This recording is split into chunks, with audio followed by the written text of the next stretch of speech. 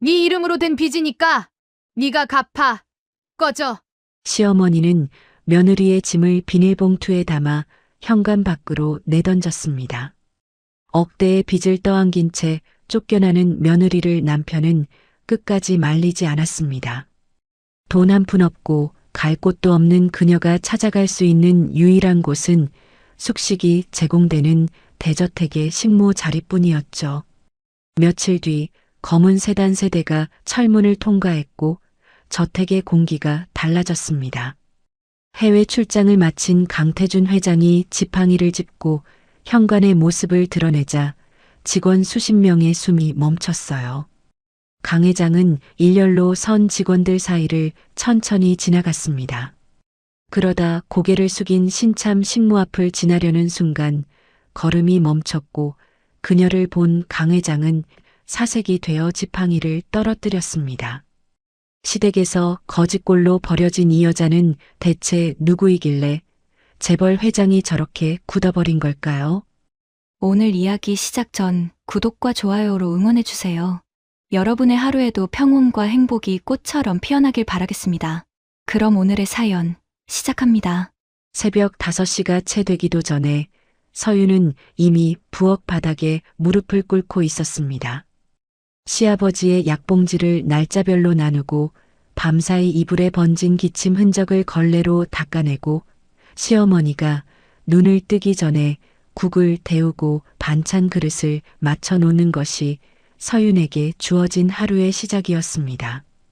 호적에는 분명히 며느리라고 적혀 있었지만 이 집에서 서윤의 자리는 무급 간병인과 식모 사이 어딘가에 고정되어 있었죠. 남편 민철은 사업이 기울기 시작한 뒤로 거래처와 채권자들의 전화에 시달렸지만 집안에서만큼은 늘 서윤을 방패처럼 앞에 세웠습니다. 자기는 책임감 있는 가장인 것처럼 넥타이를 고쳐 매고 문을 나서면서 실제로는 아내 명의로 만들어둔 대출과 보증 문제를 어떻게 하면 더 미룰 수 있을지만 계산하고 있었거든요. 시어머니도 마찬가지였습니다. 집안이 무너진 원인을 며느리에게 덮어 씌우는 데 있어서 이 사람만큼 능숙한 사람은 없었습니다. 국간이 짜다는 사소한 핑계에서 시작해서 며느리가 이 집에 들어온 뒤로 집안 기운이 막혔다는 말도 안 되는 소리까지 늘어놓으며 서윤을 길들이는 것이 시어머니가 자기 권력을 유지하는 방식이었습니다. 서윤은 문득 몇 달 전의 일이 떠올랐습니다. 남편이 거실 탁자 위에 서류 묶음을 펼치며 이렇게 말했던 순간이었습니다. 여보, 생활비하고 가게 운영비를 잠깐만 돌려 막으면 돼. 복잡한 거 아니야. 여기 도장만 찍어줘. 남편의 목소리는 평소처럼 담담했고 서윤은 그 서류들의 정체를 자세히 확인하지 못한 채 인감도장을 찍었습니다. 가게 운영비를 잠깐 돌려 막는 정도라고 믿었으니까요. 하지만 그 종이들이 카드론 연장과 사채 보증, 허위 매입 관련 문서들로 이어져 있었다는 사실을 그때의 서윤은 상상조차 하지 못했습니다. 그리고 바로 오늘 그 서류들이 서윤의 삶을 송두리째 뒤집어 놓았습니다. 오전이 채 지나기도 전에 현관문을 두드리는 소리가 집안 공기를 갈라놓았습니다. 거칠게 들이닥친 사내 서너 명은 서윤의 이름이 적힌 서류를 흔들며 당장 빚을 갚으라고 소리쳤고 서윤은 자기 이름이 적혀 있다는 사실 자체에 다리가 풀렸습니다. 분명히 서류 내용은 가게 운영비라고 들었는데 채권자들이 들이미는 종이에는 신용대출 연체, 사채 보증, 카드론 미상환이라는 글자가 선명하게 박혀 있었거든요. 그 순간 서윤이 돌아봤을 때 남편과 시어머니는 마치 오래전부터 준비한 사람들처럼 한 걸음씩 뒤로 물러나 있었습니다. 마치 서윤이라는 사람과 자신들 사이에 보이지 않는 선을 긋듯이요. 서윤은 떨리는 목소리로 겨우 말을 꺼냈습니다. 자신은 이 빚을 갚기로 한 적이 없고 사업 자금이 어떻게 돌아가는지도 제대로 안 적이 없다고요. 하지만 그 말이 채 끝나기도 전에 시어머니가 채권자들을 향해 입을 열었습니다. 원래 이 애가 돈 욕심이 많아서 이런 일이 꼬인 거예요. 남편 사업에 자기가 끼어들어서 이것저것 건드리더니 결국 이 지경을 만들어 놓은 겁니다. 시어머니의 목소리에는 단 한 조각의 망설임도 없었습니다. 마치 수없이 연습해온 대사를 읊는 것처럼 매끄럽고 그래서 더 소름이 끼쳤습니다. 남편은 그 옆에서 고개를 살짝 끄덕이며 마치 어쩔 수 없다는 듯한 표정을 짓고 있었고 서유는 그 눈빛을 본 순간 온몸의 감각이 한꺼번에 멀어지는 것을 느꼈습니다. 골목 입구까지 들릴 만큼 큰 목소리로 서윤의 이름이 불렸고 이웃들은 문틈과 창문 사이로 고개를 내밀었습니다. 서윤은 빚의 주체가 아니라 빚을 덮어쓴 사람이라는 억울함보다도 가족이라고 믿었던 사람들이 한순간에 자기를 외부인처럼 밀어냈다는 사실에 더 큰 충격을 받았습니다. 그 충격은 가슴 한복판에서 시작해서 손끝까지 차갑게 퍼져나갔습니다.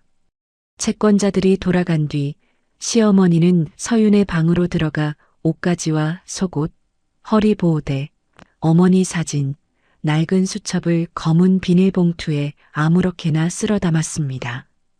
그리고 그 봉투를 현관밖 시멘트 바닥 위에 내던지며 말했습니다. 앞으로 이 집에 얼씬도 하지 마. 네가 가져온 재수 없는 기운은 이제 됐어. 남편은 그 모습을 말리지 않았습니다. 문간에 서서 팔짱을 낀 채 마치 불편한 짐을 내보내는 사람의 표정으로 서 있을 뿐이었습니다. 서윤이 마지막으로 남편 얼굴을 올려다봤을 때 거기에는 미안함 대신 불편함이 더 짙게 깔려 있었습니다. 자기 실패를 감추기 위해 아내 한 사람쯤은 버려도 된다는 계산이 이미 끝난 사람의 눈이었습니다. 현관문이 닫혔습니다. 서윤이 검은 봉투를 들고 골목으로 나서는데 하늘에서 갑자기 빗방울이 떨어지기 시작했습니다. 우산은 없었습니다. 차가운 비가 머리카락을 타고 흘러내리고 옷이 금세 무겁게 젖어들었지만 서윤은 움직일 수가 없었습니다. 길가에 그대로 주저앉아 봉투 속에서 깨진 액자와 구겨진 어머니 사진을 꺼내 두 손으로 감싸쥐었습니다. 그때 옷깃 밖으로 작은 은빛이 빗물에 번쩍였습니다. 목에 걸린 은목걸이가 튀어나와 있었던 겁니다. 서윤은 반사적으로 그것을 손으로 감싸쥐었습니다. 돌아가신 어머니가 생전에 절대 잃어버리지 말라고 남겨준 유일한 유품이었습니다. 사는 동안 수없이 많은 것을 포기하고 접었지만 이 목걸이만큼은 한 번도 몸에서 떼어놓은 적이 없었습니다. 그리고 이 밤만큼은 그 작은 은색 조각 하나가 자신이 아직 완전히 버려진 존재는 아니라는 마지막 증명처럼 느껴졌습니다. 서윤은 비를 맞은 채 한참을 걸어 편의점 앞 플라스틱 의자에 앉았습니다. 온장고 속 삼각김밥 하나로 끼니를 때우고 휴대전화 화면에 쏟아지는 미남 문자와 대출 연체 알림을 멍하니 내려다보았습니다.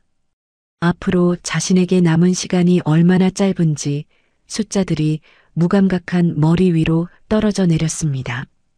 밤이 깊어지자 서윤은 마지막으로 연락할 수 있는 사람을 떠올렸습니다. 예전에 시장 반찬 가게에서 함께 일했던 복순이었습니다. 전화번호를 누르는 손가락이 여러 번 멈칫했습니다.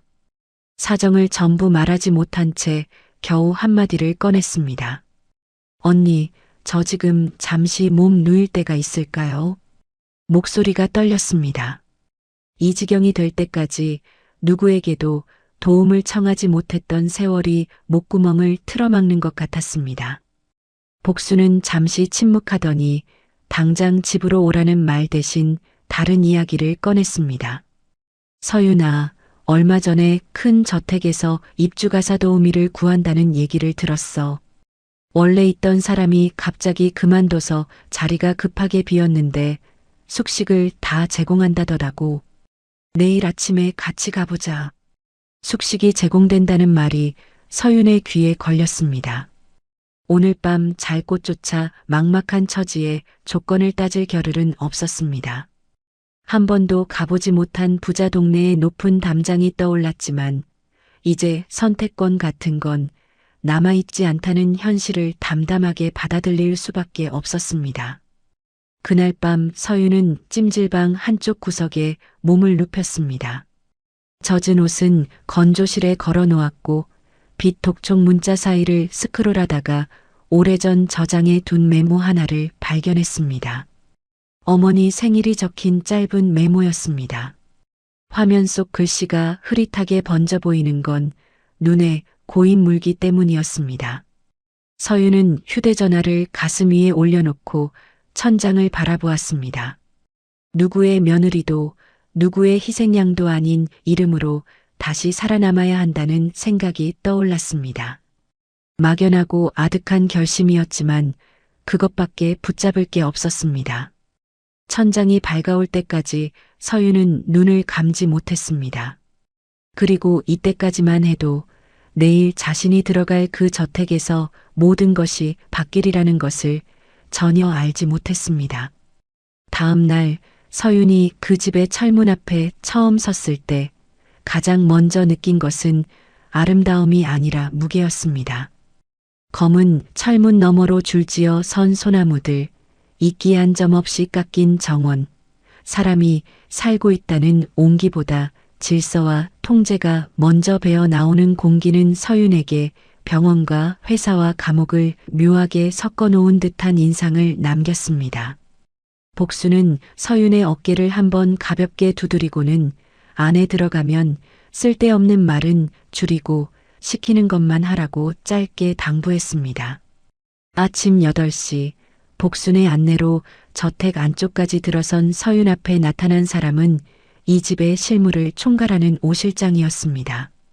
오 실장은 서윤의 이력이나 사정에는 관심이 없다는 듯 이력서를 한번 훑고 내려놓더니 서류보다 먼저 규칙을 꺼냈습니다.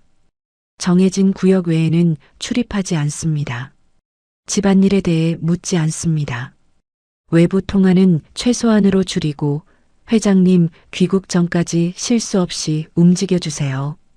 목소리에 감정은 없었지만 그 한마디 한마디가 경고처럼 무거웠고 서윤은 이 집이 단순히 사람을 부려 쓰는 곳이 아니라 비밀을 관리하는 공간이라는 느낌을 강하게 받았습니다. 오 실장이 건넨 작업복은 짙은 남색이었고 크기가 조금 컸지만 서윤은 아무 말 없이 받아들었습니다. 방 배정은 금방 끝났습니다. 창고 옆에 붙은 작은 방, 낡은 침대 하나와 좁은 협탁이 전부인 공간이었습니다. 벽지는 군데군데 들떠 있었고 창문은 손바닥 2개를 겨우 나란히 놓을 만한 크기였습니다. 서윤은 그 방을 둘러보면서 허리 통증을 숨기려 등을 곧게 폈습니다. 길거리보다 안전한 지붕이 있다는 사실에 안도하면서도 동시에 이 정도에 감사하고 있는 자신의 처지가 서글퍼 잠시 숨을 고르지 않으면 안 됐습니다. 첫 업무는 은식기 광내기와 계단 손잡이 닦기, 긴 복도에 깔린 카펫의 먼지를 제거하고 찻잔장을 정리하는 일이었습니다. 저택 내부는 먼지 하나 없이 반듯했지만 그 안에서 움직이는 사람들의 표정은 하나같이 굳어 있었습니다. 오래 일한 가정부 한 명이 서윤 옆을 지나가며 낮은 목소리로 흘렸습니다. 여기선 일 잘하는 것보다 눈에 안 띄는 게 더 중요해요. 그 한마디가 이 집의 생존 방식을 전부 설명해 주는 것 같았습니다. 서윤은 고개를 끄덕이고 다시 손을 움직였습니다.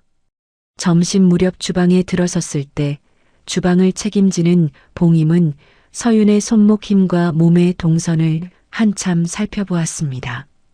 서윤이 무거운 냄비를 한 손으로 옮기고 도마 위 재료를 빠르게 정리하는 손놀림을 본 봉임은 허드렛 일에 익숙한 사람이라는 판단을 내린 듯 했지만 그렇다고 따뜻한 말을 건네지는 않았습니다. 여기는 고생했다고 불쌍하게 봐주는 집이 아니에요. 실수하면 조용히 내보내는 곳이니까 감정 챙기지 말고 손부터 움직여요. 봉임의 목소리는 단호했지만 거기엔 아기보다는 현실을 알려주는 사람의 건조함이 담겨 있었습니다. 서윤은 네, 알겠습니다. 라고만 짧게 대답하고 행주를 집어들었습니다. 시댁에서 몇 년을 그렇게 살아왔으니 이 정도 말에 흔들릴 서윤은 아니었지만 여기서도 결국 자신은 가장 아래쪽에서 시작해야 한다는 사실이 새삼몸 위로 내려앉았습니다. 오후가 되자 저택의 큰 며느리 세라가 외출 준비를 하며 현관 쪽으로 내려왔고 거기서 서윤과 처음으로 마주쳤습니다. 세라는 서윤의 얼굴을 보지 않았습니다. 대신 그녀의 시선이 가장 먼저 향한 곳은 서윤의 낡은 신발이었고 그 다음은 갈라진 손등이었고 마지막으로 말없이 허리를 깊이 숙이는 서윤의 태도였습니다. 세라는 아무 말 없이 지나갔습니다. 하지만 그 짧은 몇 초 동안 서윤을 훑어본 시선에는 이 집의 질서를 흔들 인물인지 아닌지를 평가하는 냉정한 계산이 선명하게 실려 있었고 서윤은 그 눈빛을 등 뒤로 받으며 여기서도 보이지 않는 사람이 되어야 살아남을 수 있다는 감각을 본능적으로 느꼈습니다. 저녁 식사 준비와 퇴식 정리를 하면서 서윤은 이 집의 가족들이 한 식탁에 앉아 있으면서도 눈빛이 서로 엇갈리고 필요한 말만 짧게 오가는 모습을 목격했습니다. 밖에서 보면 화려한 재벌가였지만 이 저택 안의 공기에는 오래전부터 쌓여온 균열의 냉기가 묻어 있었습니다. 어떤 면에서는 서윤이 떠나온 시댁과 닮아 있었고 어떤 면에서는 완전히 다른 종류의 차가움이었습니다. 늦은 오후 예상치 못한 일이 벌어졌습니다. 어린 손자 준호가 복도에서 공을 굴리며 놀다가 선반 위에 비싼 자기 화병을 건드린 겁니다. 화병이 선반 끝에서 흔들리며 기울어지는 순간 서윤은 생각보다 먼저 몸이 움직였습니다. 무릎이 바닥에 닿기도 전에 두 팔로 화병을 받아냈지만 화병 아래 깨진 장식 모서리가 서윤의 손등을 길게 긁어버렸습니다.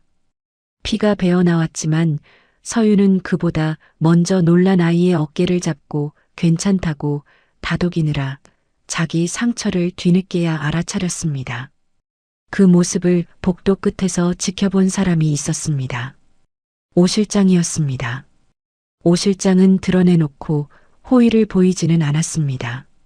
대신 응급약 상자를 조용히 건네며 짧은 말 하나만 남겼습니다. 아이 앞에서 소란을 만들지 않은 판단, 현명했어요. 서윤은 그 말을 듣고 잠시 멈칫했습니다. 누군가에게 인정의 말을 들은 것이 얼마만인지 기억이 나지 않았거든요. 시댁에서 몇 년을 일해도 잘했다는 말 한마디 들어본 적이 없었습니다. 서윤은 약품보다 그 짧은 말 한마디를 더 조심스럽게 받아들이며 괜히 눈시울이 뜨거워지는 것을 참기 위해 고개를 숙이고 반창고를 붙이는 데만 집중했습니다. 그날 밤 작은 방으로 돌아온 서윤은 작업복 단추를 풀다가 목걸이가 옷깃 바깥으로 나와 있는 것을 발견했습니다. 하루 종일 움직이느라 안쪽으로 넣어둔 것이 밖으로 빠져나온 모양이었습니다. 은빛이 바랜 작은 문양을 손가락으로 쓸어보며 서윤은 어릴 적 어머니가 이 목걸이를 자기 목에 메어주던 장면을 떠올렸습니다. 어머니는 그때 이렇게 말했습니다. 세상에 기대지 못할 때도 사람답게 살아라. 그 말의 진짜 뜻을 물어볼 겨를도 없이 어머니를 잃었습니다. 어머니는 늘 이 목걸이를 소중히 여겼지만 왜 이것을 그토록 아끼는지에 대해서는 끝내 말해주지 않았습니다. 서윤은 침대 위에 앉아 목걸이를 두 손으로 감싸 쥔 채 시장에서 일하고 비 오는 날이면 창밖을 오래 바라보던 어머니의 뒷모습을 한참 떠올렸습니다. 복도 끝 직원 휴게실에서는 다음 날 회장이 해외 일정을 마치고 돌아온다는 소문이 돌기 시작했습니다. 평소 말이 많던 사람들까지 목소리를 낮추고 식기 배치를 다시 확인하고 현관 장식과 서재 정리, 약 복용 시간까지 맞추느라 분주하게 움직이는 모습은 이 집의 모든 것이 아직도 강태준이라는 한 사람을 중심으로 돌아간다는 사실을 선명하게 보여주었습니다. 서윤도 회장 귀국 준비 때문에 현관과 응접실, 서재 주변을 여러 번 오가게 되었고 그 덕분에 이 집의 핵심 공간을 처음으로 가까이서 볼 수 있었습니다. 벽마다 걸린 낡은 현장 사진과 상패들, 지방공사 현장과 병원 후원 사진 속 젊은 시절의 남자 모습에는 권위보다 생존과 경쟁의 흔적이 더 짙게 남아 있었습니다. 이 집의 주인은 처음부터 높은 자리에 앉아 있던 사람이 아니라 밑바닥에서 올라온 사람이라는 느낌이 강하게 전해졌습니다.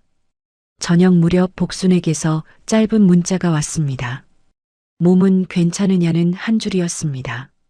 서윤은 잘 버티고 있다는 답장만 보냈지만 그 문장을 치는 손끝에는 다시 쫓겨나지 않기 위해 숨소리까지 줄여야 하는 신참의 긴장이 고스란히 배어 있었습니다. 자정이 가까워지자 저택 전체가 이상할 만큼 조용해졌습니다.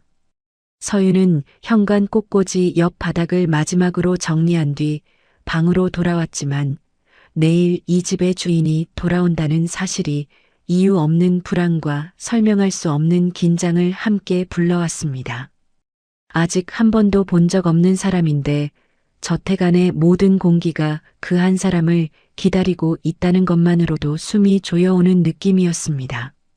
이른 새벽부터 차량 동선이 다시 바빠지고 현관 안쪽에 서 있을 인원이 정리되기 시작했습니다. 서윤은 작업복 목깃 안으로 목걸이를 넣어두려고 손을 올렸지만 잠금고리가 헐거워진 탓에 미처 잠그지 못한 채 뒤쪽 줄에 섰습니다.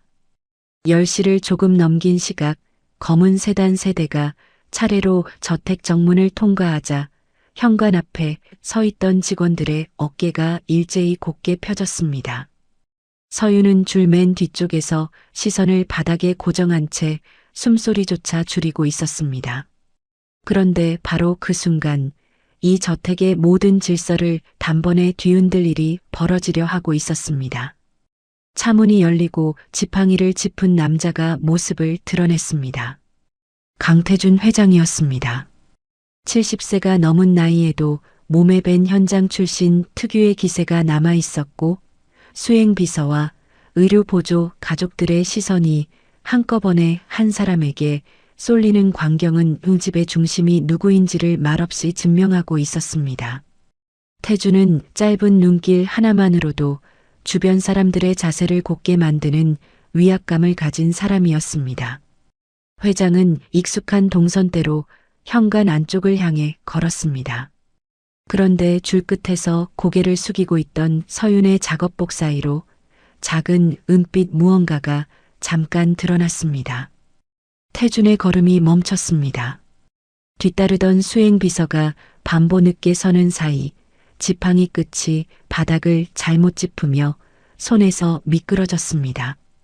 툭 하는 소리가 조용한 현관에 울렸습니다. 이 저택에서 회장이 물건을 놓치는 장면을 본 사람은 거의 없었기 때문에 그 짧은 소리 하나가 현관 전체를 얼어붙게 만들었습니다.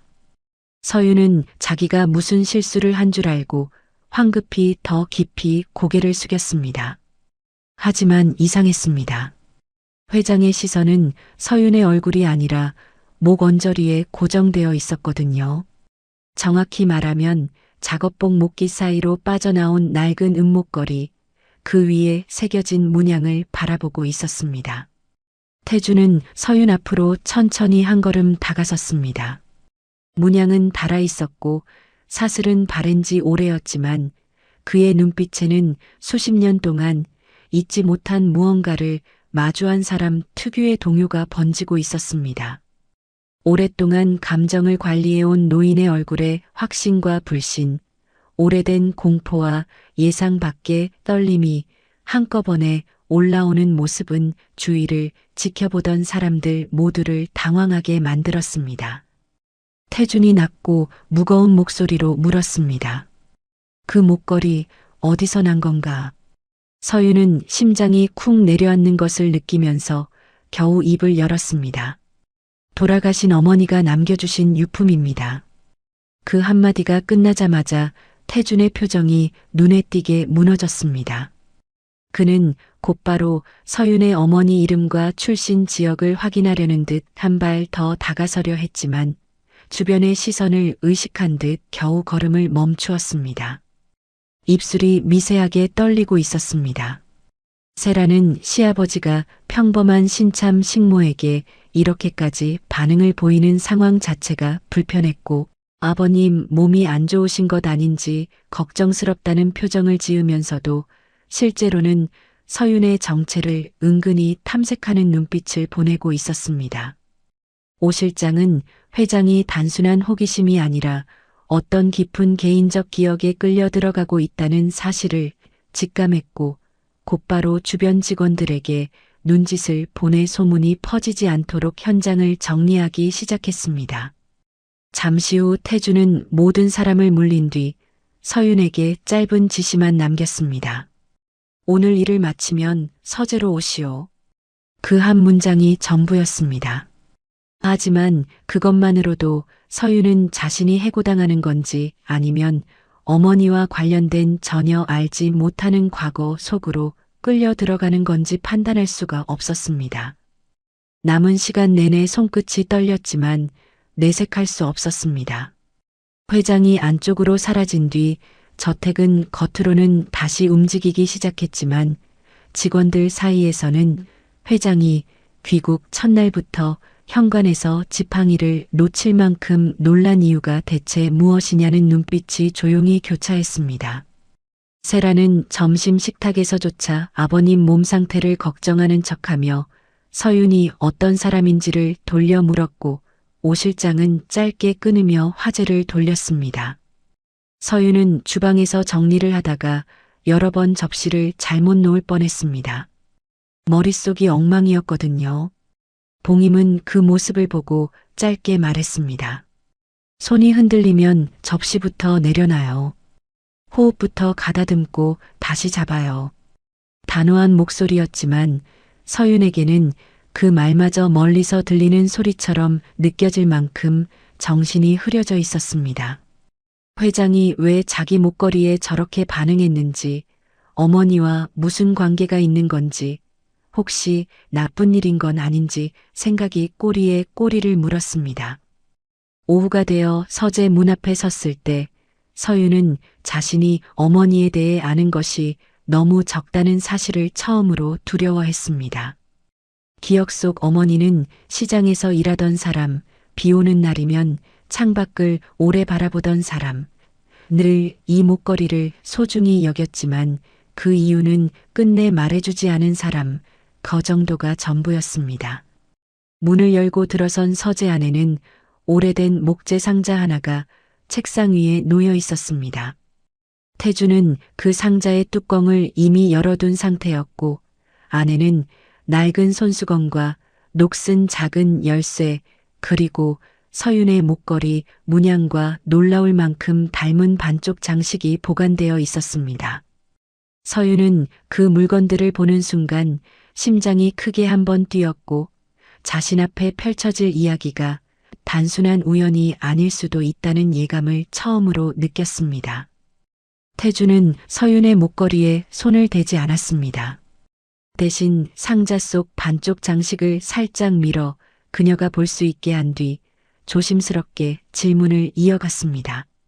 그 태도에는 의심보다는 수십 년 동안 무언가를 묻어둔 채 기다려온 사람만이 보여줄 수 있는 조심스러운 절박함이 담겨 있었습니다. 어머니 성함이 어떻게 됩니까? 서윤은 떨리는 목소리로 대답했습니다. 유나라고 합니다. 어머니 이름이요. 태준의 손가락이 상자 모서리 위에서 미세하게 경련하듯 움직였습니다. 그는 잠시 아무 말도 하지 못했습니다. 어머니가 살아계실 때 혹시 특별한 일을 한 적이 있다는 얘기를 들은 적이 있습니까? 서윤은 기억을 더듬었습니다. 제대로 설명할 만한 자료도 정확한 기억도 없었습니다. 하지만 아주 오래전 어머니가 한번 흘리듯 했던 말이 떠올랐습니다. 정확히는 모르겠지만 어머니가 젊었을 때 큰 비 내리던 날에 누군가를 도운 적이 있다는 말을 한번 얼핏 들었던 것 같습니다. 그 순간 태준의 눈빛이 깊고 무겁게 가라앉았습니다. 마치 오랫동안 흩어져 있던 조각들이 마침내 한자리에 모이는 사람의 표정이었습니다. 눈가에 물기가 번졌지만 그는 그것을 닦지 않았고 한참 동안 상자 속 손수건과 서윤의 목 위에 걸린 은빛 장식을 번갈아 바라보았습니다. 서윤은 이 침묵이 무엇을 의미하는지 정확히 알 수 없었지만 어머니가 남긴 유품이 단지 가난한 시절의 장신구가 아니라 어떤 중대한 사연의 흔적이라는 사실만큼은 온몸으로 느끼기 시작했습니다. 태주는 더 이상 질문을 이어가지 않았습니다. 대신 서윤에게 오늘은 돌아가 쉬라고 말한 뒤 서재문이 닫히자마자 오 실장을 불렀습니다. 그리고 낮지만 흔들림 없는 목소리로 지시했습니다. 한서윤이 이 집에 오기 전에 어떤 일을 겪었는지, 누구에게 빚을 떠안았는지, 남편과 시댁은 어떤 사람들인지 전부 알아보시오. 오 실장은 묵묵히 고개를 숙였습니다. 회장의 목소리에서 이것이 단순한 호기심이 아니라 수십 년 묵은 감정과 연결된 지시라는 것을 느꼈기 때문이었습니다. 서윤은 서재문을 나서며 복도를 걸었습니다. 다리에 힘이 제대로 들어가지 않았습니다.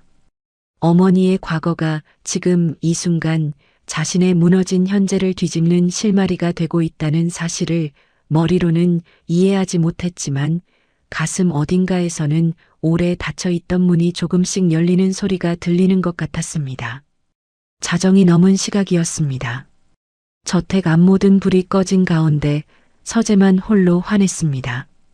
태주는 오래된 목재 상자 뚜껑을 열고 바래진 손수건 한 장을 꺼냈습니다. 천 위에 아직도 남아있는 핏자국 위로 손끝을 천천히 짚는 순간 수십 년 전 장마철의 비 냄새가 기억 속에서 되살아났어요. 이 손수건에는 흙냄새와 피비린내, 그리고 한 여인의 체온이 아직 스며 있었거든요. 태준이 젊은 시절 지방 공사 현장을 직접 돌던 때의 일이었습니다.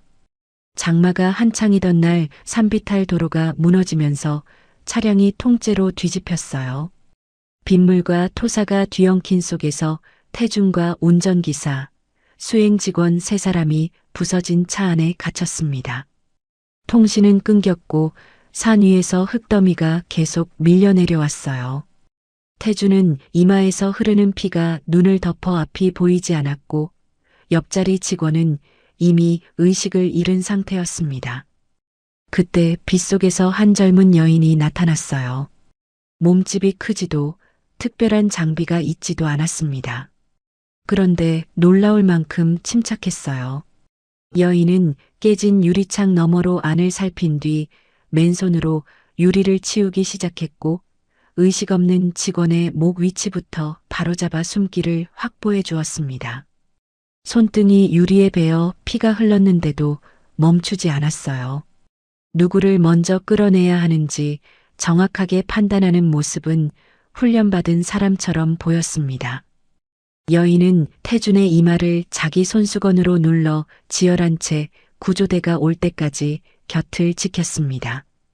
비에 젖은 머리카락 사이로 보이던 그 눈빛을 태준은 평생 잊지 못했어요. 두려움이 아니라 단단함이 담긴 눈이었거든요. 구조 과정에서 여인의 은목걸이 줄이 끊어졌고 반쪽 장식 하나가 태준의 코트 안쪽에 걸린 채 남았지만 당시 혼란 속에서는 아무도 몰랐습니다. 병원으로 옮겨진 뒤 태준이 정신을 차렸을 때 여인은 이미 사라지고 없었어요. 응급실 기록에도 경찰 조서에도 이름이 남아있지 않았습니다. 태주는 몇 년에 걸쳐 관청과 병원, 시장 상인회까지 수소문했지만 끝내 찾지 못했어요. 살해를 하겠다는 연락에도 그 여인은 나타나지 않았습니다. 손수건 끝에 희미하게 찍힌 시장 상호와 반쪽 장식만이 유일한 단서로 남았고 그것들이 이 상자 안에서 수십 년째 잠들어 있었던 겁니다. 이름도 남기지 않고 빗속으로 사라진 여인. 갚지 못한 은혜는 해가 갈수록 빛처럼 무거워졌어요. 태주는 손수건을 다시 접으며 낮에 본 서윤의 목걸이 문양과 자기 반쪽 장식의 윤곽을 머릿속으로 겹쳐보았습니다. 직감이 확신으로 바뀌어가는 동안 눈시울이 뜨거워졌지만 이 감정을 꺼내 보일 곳은 어디에도 없었습니다. 같은 시각 서윤도 잠들지 못하고 있었어요. 어린 시절 큰 비가 내리면 어머니 유나는 저녁 장사를 일찍 접고 낡은 함을 꺼내 한참 들여다보곤 했습니다. 뭐가 들었느냐고 물으면 어머니는 늘 같은 대답이었어요. 엄마한테 소중한 거라고 그것만 말하고 함을 닫았죠. 또 한 번은 비가 쏟아지던 시장 골목에서 어머니가 이런 말을 한 적이 있었습니다. 사람을 도울 수 있을 때 도우되 그것에 기대를 품고 살지는 말라고요.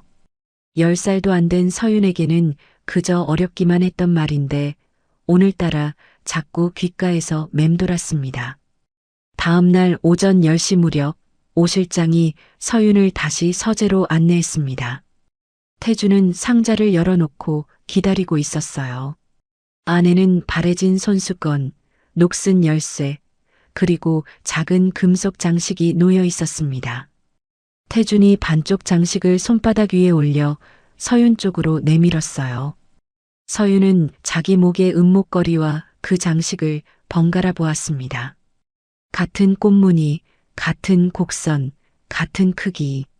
손끝이 저도 모르게 떨리기 시작했어요.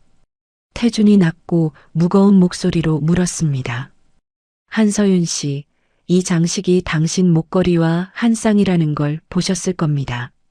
어머님이 언제 돌아가셨는지 여쭤봐도 되겠습니까? 서윤은 가슴이 조여왔지만 최대한 차분하게 대답했어요. 8년 전에 돌아가셨어요. 시장에서 반찬을 팔던 평범한 분이셨고 이 목걸이만은 절대 잃어버리지 말라는 말씀을 남기셨습니다.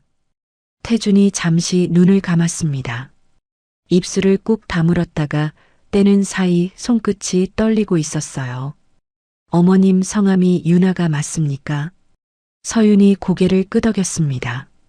네, 유나요. 큰 비 오던 날에 누군가를 도운 적이 있다고 말씀하신 걸 어렴풋이 기억해요. 태준의 눈빛이 완전히 바뀌었습니다. 깊은 안도와 후회, 수십 년이나 늦었다는 무게가 한꺼번에 얼굴 위로 번졌어요. 한참을 말없이 바라보다가 간신히 목소리를 가다듬었습니다. 당신 어머니가 내 목숨을 구해준 분입니다. 살해도 이름도 남기지 않고 사라지셔서 내가 평생을 찾았습니다. 서윤의 머릿속이 하얗게 비었어요. 늘 피곤한 얼굴로 밥을 차리던 어머니가 누군가의 생명을 살린 은인이었다니요. 자부심이 먼저 올라왔고 곧바로 허망함이 뒤따랐습니다. 왜 그렇게 중요한 과거를 딸에게 한마디도 남기지 않았을까요? 세상에 빚을 만들지 않으려는 자존심이었을 수도 있겠다는 생각이 들자 가슴이 묵직해졌어요. 서재를 나온 뒤 태주는 오 실장에게 2가지를 지시했습니다. 서윤에게 무거운 일을 빼되 특별 대우처럼 보이지 않게 하라는 것, 그리고 서윤의 결혼 뒤 채무 경위와 남편 시어머니의 행적을 조용히 파악하라는 것이었어요. 오 실장은 오후부터 바로 움직였습니다. 민철의 식자재 유통업체가 1년 넘게 부실이었다는 사실이 금방 드러났고 아내 명의 신용대출과 카드 돌려막기를 반복한 흔적, 시어머니 정자가 며느리 인감과 신분증 사본을 관리하며 위임장에 개입한 정황까지 확보되었습니다. 저택 안에서는 소문이 슬금슬금 퍼지고 있었어요. 회장이 신참 식모에게 유독 관심을 보인다는 이야기였죠. 세라는 식사 동선에서 서윤과 마주칠 때마다 시선을 길게 주며 이 집의 질서를 흔드는 존재인지 탐색하는 태도를 감추지 않았습니다.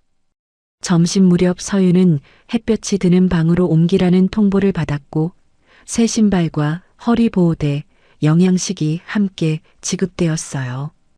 고마워해야 할 상황인데 불안이 먼저 올라왔습니다. 지금까지 누군가의 친절 뒤에는 늘 계산이 숨어 있었잖아요. 이 배려도 언제 걷어질지 몰라 오히려 더 조심스러워졌어요. 저녁 무렵 봉임이 주방에서 서윤 옆에 서며 말을 건넸습니다. 얼굴은 무뚝뚝했지만 목소리에 날이 서 있지는 않았어요. 회장님이 이렇게까지 신경 쓰시는 건 처음 보는 일이에요. 겁먹지 말고 시키는 일부터 단단히 해요. 서윤은 고개를 숙이며 알겠다고 답했지만 그 한마디가 이 집에서 들은 어떤 말보다 따뜻한 경고처럼 남았습니다. 밤이 되어 서윤은 어머니 사진을 꺼내 오래 바라보았어요. 어머니가 남긴 은목걸이가 가난한 시절의 장신구가 아니라 어떤 삶의 증거라는 사실을 받아들이자 처음으로 떨리는 손이 아니라 힘이 들어간 손으로 목걸이를 쥐어보았습니다. 바로 그때 휴대전화 화면이 켜졌어요. 민철이라는 글자. 부재중 전화한 건 서윤의 숨이 멎는 것 같았습니다. 쫓겨난 뒤 단 한 번도 연락 없던 남편이 왜 지금 전화를 한 걸까요? 저택 밖에서 자기 삶에 다시 손을 뻗는 사람이 있다는 신호가 조용히 스며들었습니다. 서윤은 전화기를 뒤집어 내려놓고 이불 끝을 움켜쥔 채 한참을 움직이지 못했어요. 어머니가 열어준 가능성과 남편이 끌고 오는 공포 사이에서 밤은 끝없이 길어져만 갔습니다. 사흘 후 오 실장이 가져온 자료철의 첫 장을 펼치는 순간 태준의 손이 멈췄습니다. 서윤의 이름으로 실행된 대출과 보증 건수가 12건이었거든요. 결혼한 지 몇 년밖에 안 된 사람의 명의에 이 정도가 매달려 있다는 건 실수가 아니라 계획이었다는 뜻이었습니다. 자료에는 서윤이 결혼 뒤 시가의 반찬가게 운영, 시아버지 병원 간병, 식자재 분류, 새벽 배송 포장까지 도맡아 온 흔적이 시간순으로 정리되어 있었어요. 그리고 그 노동의 시간표 옆에 나란히 붙어 있는 것이 그녀 명의로 실행된 신용대출과 카드론, 사채 보증 내역이었습니다. 민철은 사업이 흔들릴 때마다 아내 명의를 꺼냈었고 시어머니 정자는 며느리의 인감과 신분증 사본을 직접 관리하며 집안의 비상금처럼 다뤄온 거였어요. 태주는 숫자와 날짜만 나열된 서류를 넘기면서도 그 안에서 윤아의 딸이 어떤 경로로 무너졌는지를 정확히 읽어냈습니다. 가슴 한쪽이 먹먹해지더니 서서히 분노가 차올랐어요. 누군가를 이렇게까지 써먹으려면 처음부터 사람으로 보지 않았다는 뜻이었습니다. 태주는 자료를 덮으며 낮고 단단한 목소리로 오 실장에게 말했습니다. 사업 부실만 있는 게 아니야. 이건 사람 하나를 통째로 도구로 쓴 거야. 의료 기록도 확인해. 몸 상태가 어떤지부터 정확히 파악하고. 오 실장은 고개를 숙여 알겠다고 답한 뒤 곧바로 저택주치의 윤 원장에게 연락을 넣었습니다. 그날 오후 윤 원장은 서윤의 몸 상태를 조용히 확인했어요. 결과는 예상보다 나빴습니다. 허리 쪽 뼈 사이 간격이 좁아진 초기 증상, 손목 힘줄에 쌓인 염증, 만성 위장 장애까지. 윤 원장은 오 실장에게 짧게 설명을 남겼습니다.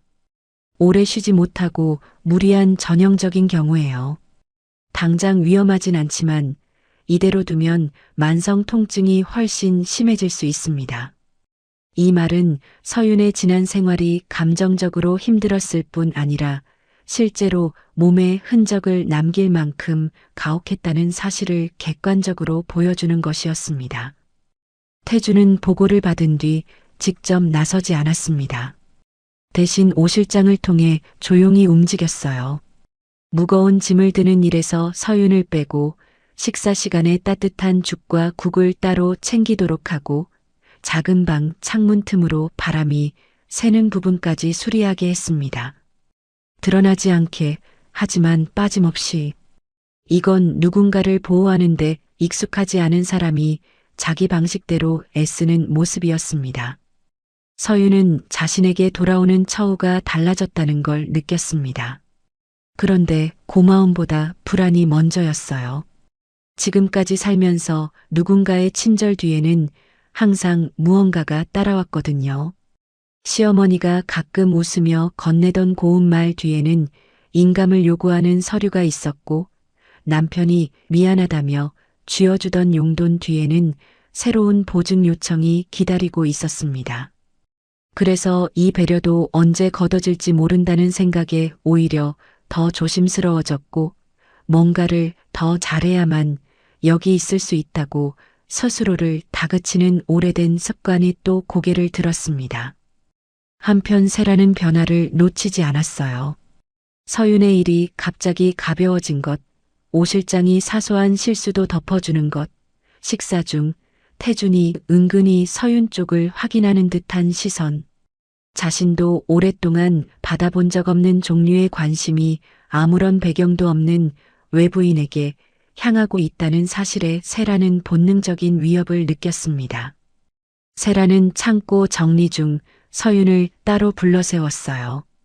눈은 웃고 있었지만 목소리에는 차가운 선이 그어져 있었습니다. 신참이 괜히 눈에 띄면 오래 못 버텨요. 조용히 맡은 일만 하는 게 여기서 살아남는 방법이에요. 서윤은 예전 같으면 무조건 고개를 더 숙였을 겁니다. 실제로 몸이 먼저 움츠러들었어요. 그런데 이상하게도 완전히 무너지지는 않았습니다. 이 집에서 적어도 한 사람은 자기 이야기를 끝까지 들어주었다는 기억이 등 뒤를 아주 조금 받쳐주고 있었거든요. 그날 저녁 태주는 식사 후 정원 산책을 하다가 서윤과 마주쳤습니다. 우연이었는지 의도였는지는 알 수 없었어요. 태주는 천천히 걸으며 서윤에게 어머니 윤화에 대해 기억나는 것들을 조심스럽게 물었습니다. 서윤은 머릿속을 더듬으며 대답했어요. 시장 좌판을 접고 비 오는 골목을 걸어오시던 뒷모습이 기억나요. 그리고 작은 함 속에 뭔가를 넣어뒀다가 가끔 꺼내보시곤 했는데 그게 뭔지는 끝내 알려주지 않으셨습니다. 태주는 멈춰섰습니다. 한참 동안 정원 끝 어둠을 바라보다가 낮은 목소리로 말했어요. 그 함 속에 들어있던 게 아마 이 목걸이의 나머지 반쪽이었을 겁니다. 당신 어머니는 나를 살리고도 아무것도 가져가지 않은 분이에요. 이 짧은 대화는 설레는 긴장과는 전혀 다른 종류의 정서를 만들었습니다. 태준에게 서윤은 과거 자신을 살린 사람의 삶이 남긴 마지막 증거였고 서윤에게 태준은 어머니가 헛되이 살지 않았다는 사실을 증명해주는 낯선 증인이었어요. 두 사람은 서로의 공백을 메우는 존재로 조금씩 자리를 잡아가고 있었습니다. 이때까지만 해도 서윤은 저택 밖에서 무슨 일이 벌어지고 있는지 몰랐습니다. 한편 오 실장은 추가 조사 끝에 민철이 최근 수상하게 움직이기 시작했다는 정황을 잡아냈어요.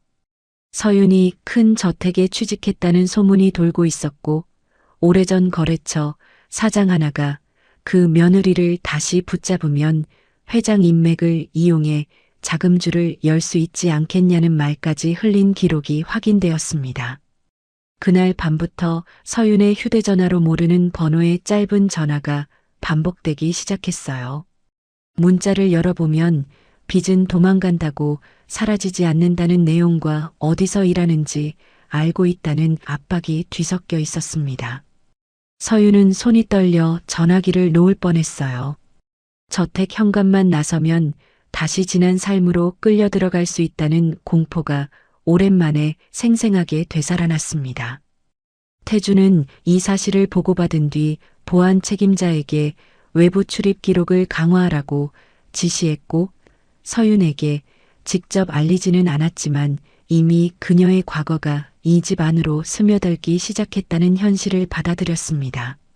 문제를 조용히 넘기기보다 뿌리부터 끊어내야 한다는 쪽으로 마음이 기울었어요. 같은 밤 서윤은 어머니 사진을 바라보며 생각에 잠겼습니다. 왜 지금 이런 사람이 나타난 건지, 왜 어머니의 과거가 자기를 살리는 쪽으로 되돌아오는 건지 이해가 되지 않았어요. 하지만 적어도 세상이 자기를 통째로 버린 건 아니라는 낯선 감각 앞에서 처음으로 조금 긴 숨을 내쉴 수 있었습니다. 그런데 서윤이 모르는 일이 하나 더 있었어요. 바로 같은 시각 민철은 시어머니 정자와 마주 앉아 서윤이 들어간 집의 주인이 강태준 회장이라는 사실을 확인하고 있었습니다. 정자의 눈이 번쩍 뜨이며 입꼬리가 올라갔어요. 그 집이 강태준 회장 집이라고? 그러면 이야기가 달라지지. 며느리를 내쫓을 때는 짐짝 취급하던 두 사람이 다시 그녀를 가족이라 부르기 시작한 순간 더 크고 더 추한 계산이 저택을 향해 움직이기 시작했습니다. 다음 날 오전 복도 끝에서 손목이 잡히는 느낌은 차갑고 정확했습니다. 세라의 손가락이 서윤의 손목을 감싸쥔 순간 서윤은 반사적으로 몸이 굳었어요. 이 집에 들어온 뒤 처음 겪는 물리적인 접촉이었고 그것이 호의가 아니라는 건 말보다 먼저 피부로 전해졌습니다. 이틀 전부터 세라의 견제는 눈에 띄게 거칠어지고 있었어요. 꽃병 위치가 3cm 틀어졌다며 다시 놓으라 하고 식탁보에 주름이 잡혔다며 처음부터 다림질을 시켰습니다. 하나하나는 사소해 보였지만 그게 매일 반복되면 사소한 게 아니게 되거든요. 서윤의 행동 하나하나를 지적하면서 실수를 만들어내려는 의도가 분명했어요. 며칠 전 창고에서 조용히 경고만 하던 세라가 이렇게까지 나오기 시작한 데는 이유가 있었습니다. 시아버지가 아무런 배경도 없는 신참 식모에게 보이는 관심, 오 실장이 사소한 실수조차 덮어주는 태도, 식사 중에 태준의 시선이 은근히 서윤 쪽을 확인하는 듯한 장면들. 자신도 이 집의 며느리로서 오랫동안 받아본 적 없는 종류의 배려가 외부인에게 향하고 있다는 사실이 세라에게는 본능적인 위협이었어요. 말로 선을 그었는데도 상황이 바뀌지 않자 이제는 직접 몸으로 압박하는 쪽으로 넘어온 것이었습니다. 그날 오후 복도에서 서윤과 마주친 세라는 걸음을 막아서며 서윤의 손목을 세게 잡아세웠습니다. 서윤이 들고 있던 다기장 수건이 바닥에 떨어졌어요. 세라의 입에서 나온 말은 짧았지만 의미는 선명했습니다. 내 영역을 넘지 마세요. 이 집에서 당신 자리가 어딘지 잊으면 안 돼요. 서윤은 잡힌 손목에서 통증을 느꼈지만 그보다 더 아팠던 건 이 상황이 너무 익숙하다는 사실이었어요. 시어머니가 국간이 짜다며 국자를 내려놓던 손짓, 남편이 서류를 내밀며 어깨를 눌러 앉히던 무게. 형태만 다를 뿐 늘 같은 자리에서 같은 역할을 하게 되는 자신이 서글펐습니다. 바로 그 순간 복도 끝에서 발소리가 들렸어요. 태준이었습니다. 그는 모퉁이를 돌아서다가 두 사람의 모습을 정확히 보았어요.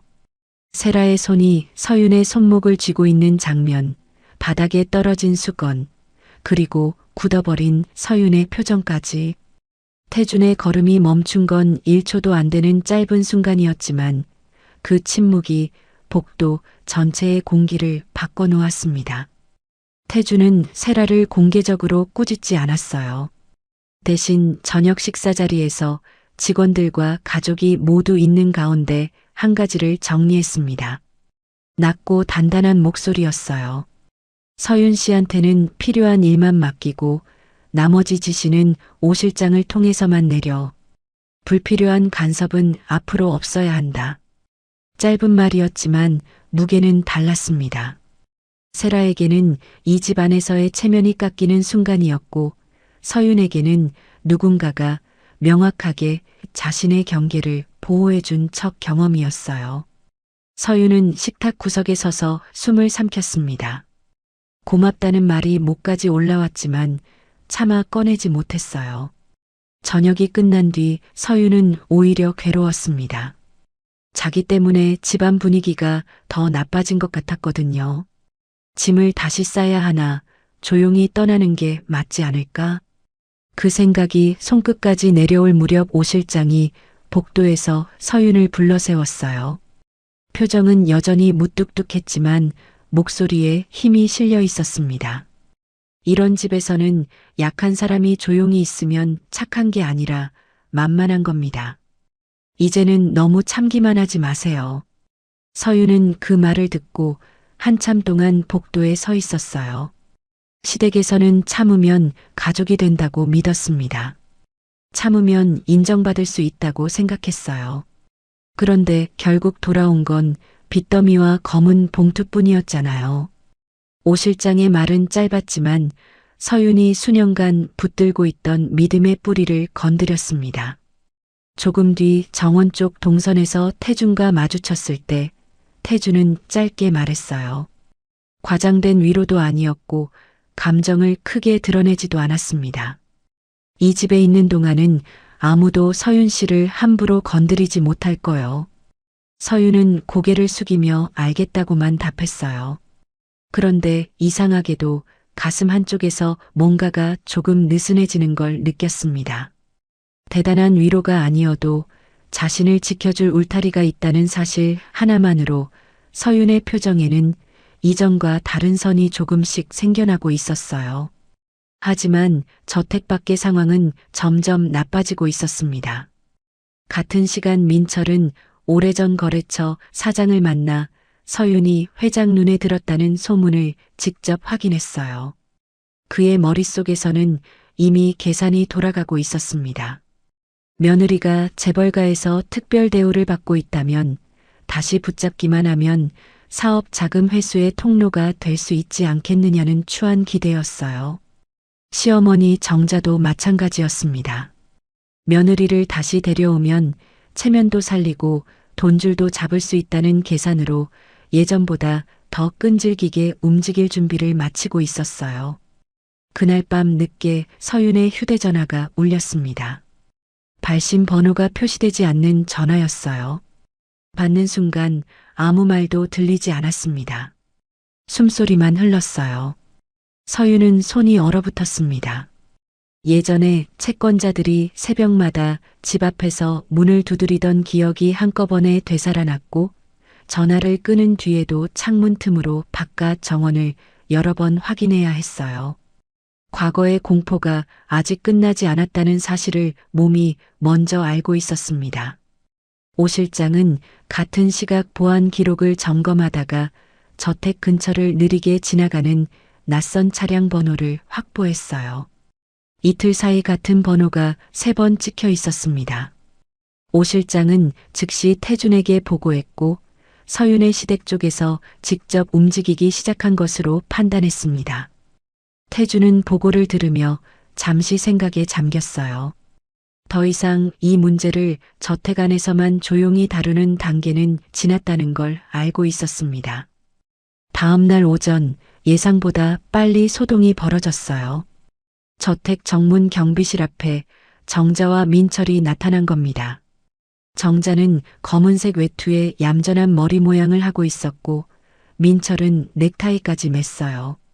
잃어버린 가족을 데리러 왔다는 표정을 짓고 있었지만 그들이 내세우는 가족애와 실제 속셈 사이의 간극은 경비 직원들의 눈에도 지나치게 뚜렷했습니다. 경비실 연락을 받은 오 실장은 태준의 지시를 기다렸어요. 태준은 잠시 생각한 끝에 말했습니다. 바로 들이지 말고 별채 응접실 쪽으로 안내해놔. 어떤 얼굴로 어떤 말을 하는지 직접 보겠다. 서윤은 우연히 복도 끝에서 그 소식을 들었어요. 남편과 시어머니가 이 저택 앞에 와 있다는 말이 귀에 들어오는 순간 얼굴빛이 하얗게 질렸습니다. 다리에 힘이 빠지고 손끝이 차가워졌어요. 몸이 먼저 굳어버리는 자신의 반응에서 아직도 그 두 이름이 얼마나 큰 공포로 남아있는지를 다시 한번 깨달았습니다. 그런데 이번에는 조금 달랐어요. 두려움 뒤에 다른 감각이 섞여 있었습니다. 이제는 도망치는 쪽이 아니라 마주봐야 할 때가 왔다는 직감. 오 실장의 말이 떠올랐어요. 약한 사람이 조용히 있으면 착한 게 아니라 만만한 거라는 그 말. 서유는 떨리는 손을 주먹 쥐고 천천히 숨을 내쉬었습니다. 그렇게 저택 별채 응접실에는 며느리를 이용해 빚을 막고 버린 시댁 식구들과 서윤이 왜 이 집에서 특별한 존재가 되었는지 아직 모르는 채 계산만 앞세운 탐욕의 얼굴들이 하나둘 모여들기 시작했습니다. 서윤은 별채 응접실로 향하는 복도에서 익숙한 구두 소리를 들었습니다. 귀보다 몸이 먼저 반응했습니다. 3년 동안 매일 아침 현관에서 들었던 그 리듬, 약간 질질 끌면서도 바닥을 자신 있게 찍는 특유의 걸음이 복도 끝에서 울려오자 서윤의 어깨가 저절로 움츠러들었고 손끝이 차갑게 식어가는 것을 느끼면서도 발걸음을 멈추지 않으려 애를 썼습니다. 이때까지만 해도 서윤은 이 대면이 자신의 과거를 완전히 끊어내는 자리가 될 줄은 짐작하지 못했습니다. 응접실 문 앞에서 오 실장이 서윤의 눈을 정면으로 바라보며 두 손을 가지런히 모은 채 평소보다 한 톤 낮지만 힘이 실린 목소리로 말했습니다. 회장님께서 함께 계실 겁니다. 아무것도 혼자 감당하지 않아도 됩니다. 오 실장은 말을 마친 뒤에도 시선을 거두지 않았고 서윤은 그 짧은 문장 안에 담긴 보호의 의미를 가슴으로 느끼며 턱을 살짝 당기듯 고개를 한번 끄덕였습니다. 문이 열리자 서윤의 시선에 가장 먼저 들어온 것은 정자의 검은 외투였습니다.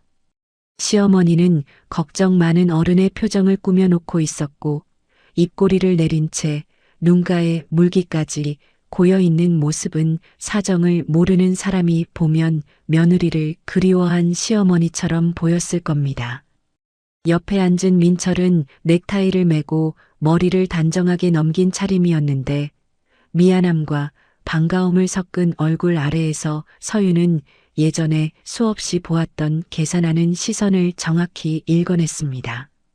정자는 서윤이 문턱을 넘자마자 의자에서 반쯤 일어나 두 손을 가슴 앞에 모으고 눈을 크게 뜨며 떨리는 듯 연출된 목소리로 말했습니다.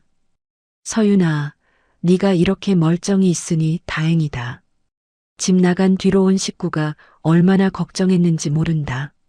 정자의 입술은 미세하게 떨렸지만 그것이 감정인지 연기인지 서윤은 이미 구분할 수 있었습니다.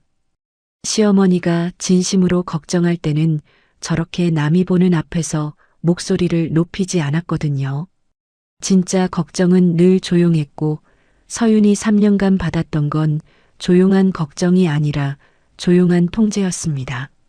민철도 자리에서 일어나 한 걸음 다가오려 했지만 응접실 안쪽에 앉아있던 태준의 시선과 마주치자 발걸음이 멈췄습니다. 태준은 지팡이를 의자 옆에 세워둔 채 등을 기대고 있었고 얼굴에는 분노도 환영도 없이 상황을 끝까지 지켜보겠다는 의지만이 차갑게 깔려 있었습니다. 그 침묵의 무게 앞에서 민철은 본능적으로 태도를 조절했고 아내를 데리러 온 남편 역할에 더 힘을 주며 목소리를 부드럽게 가다듬었습니다. 민철은 서윤을 향해 몸을 살짝 숙이며 눈을 반쯤 내리깔고 입꼬리만 올린 표정으로 말했습니다. 여보, 사업이 어려워지면서 내가 너한테 많이 못해줬어. 오해도 있었고 이제 다시 같이 정리하면 되잖아. 목소리는 부드러웠지만 무엇이 미안한지 어떤 잘못을 했는지는 한마디도 없었습니다. 상황만 봉합하려는 태도는 3년 동안 서윤이 수십 번 겪었던 방식과 정확히 같았습니다. 서윤은 대답하지 않았습니다. 입을 열면 예전처럼 알겠습니다가 먼저 나올까봐 두려웠기 때문입니다. 시어머니의 눈물 연기와 남편의 부드러운 목소리가 동시에 작동하면 과거의 서윤은 항상 자기가 잘못한 사람이 된 기분으로 한 발 물러섰습니다. 하지만 지금은 달랐습니다. 오 실장의 말이 아직 귓속에 남아 있었고 태준의 존재가 처음으로 혼자가 아니라는 감각을 주었습니다. 태준은 한동안 듣기만 하다가 오 실장에게 눈짓을 보냈고 오 실장은 준비해 둔 자료철을 탁자 위에 올려놓았습니다. 자료철이 펼쳐지는 순간 응접실 안의 공기가 완전히 달라졌습니다. 첫 장에는 서윤 명의로 실행된 대출 목록이 날짜 순으로 정리되어 있었습니다.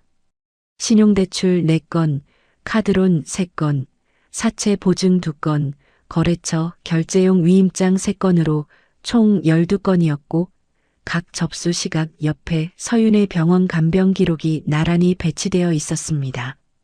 대출이 실행된 시간에 서윤은 시아버지 병실에서 간병 중이었습니다. 한 사람이 두 곳에 동시에 있을 수는 없었습니다. 민철 얼굴에서 부드러운 표정이 서서히 사라지기 시작했습니다. 아내도 동의한 일이었다고 주장하려 했지만 오 실장이 다음 장을 펼치자 서윤 계좌로 입금된 돈이 당일 혹은 다음 날 곧바로 민철 업체 계좌로 빠져나간 내역이 시간순으로 정리되어 있었고 그 흐름은 여러 달에 걸쳐 반복된 패턴이었습니다. 정자는 가족끼리 살다 보면 서류를 대신 맡을 수도 있지 않느냐며 판을 흐리려 했습니다.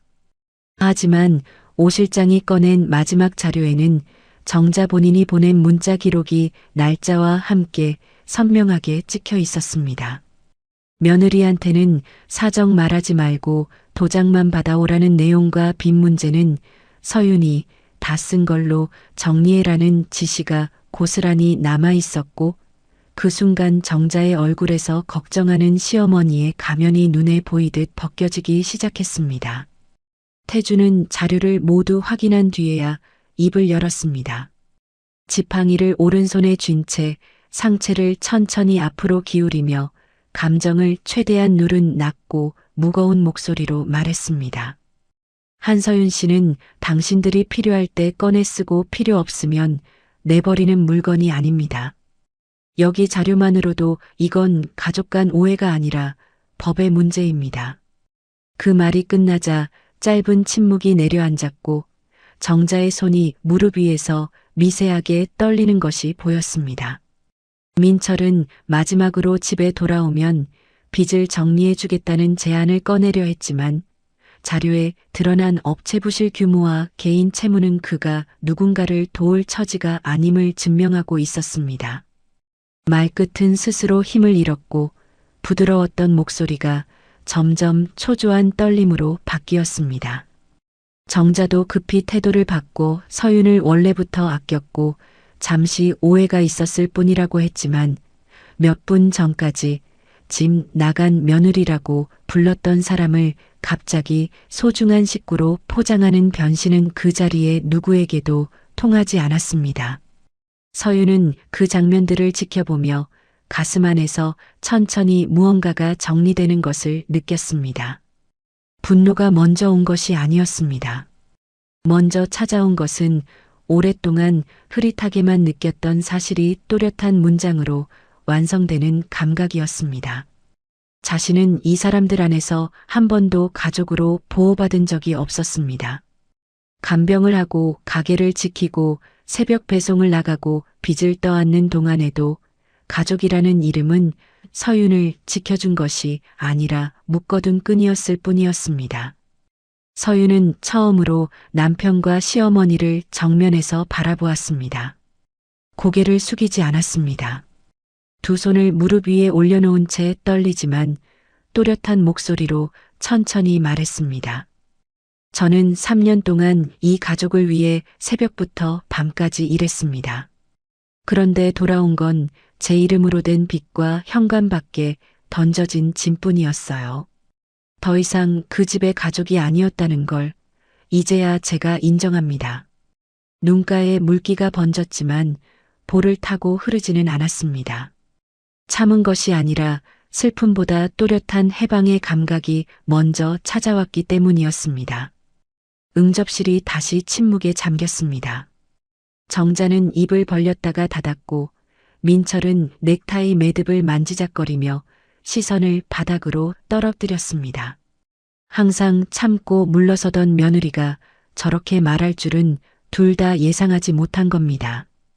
태주는 오 실장에게 확보한 자료를 법무팀으로 넘기고 민철 업체 자금 흐름과 정자의 개입 여부를 끝까지 추적하라고 지시했습니다.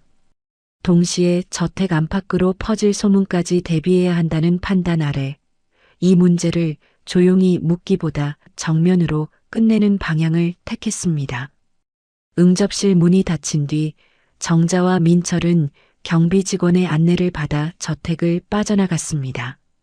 들어올 때의 자신감은 사라졌고 경직된 어깨와 빨라진 걸음만이 남아 있었습니다. 서윤은 혼자 남은 응접실에서 한참을 일어나지 못했습니다. 3년 동안 한 번도 입 밖에 내지 못한 말을 드디어 했다는 사실이 해방감과 두려움을 동시에 안겨주었기 때문입니다. 창밖으로 저녁 햇살이 기울고 있었습니다. 서윤은 목 안쪽에 걸린 어머니의 은목걸이를 손으로 감싸쥐었습니다. 차가운 금속이 손바닥 위에서 서서히 체온을 받아 따뜻해지는 동안 서윤은 한 가지를 분명히 느꼈습니다. 궁지에 몰린 사람은 더 위험한 선택을 합니다. 저 두 사람이 조용히 물러나지는 않을 겁니다. 하지만 오늘 서윤은 처음으로 끌려가지 않았습니다. 그리고 그 사실 하나가 내일을 버틸 수 있는 힘이 될 거라고 조용히 믿기 시작했습니다.